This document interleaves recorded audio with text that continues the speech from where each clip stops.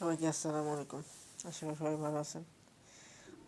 Afghanistan versus ইংল্যান্ডের ম্যাচে কি নাই ভাই, সেই হোয়াটের ম্যাচ, এক্সিলেন্ট ম্যাচ। তারা কষ্ট করে ম্যাচ জিতছে।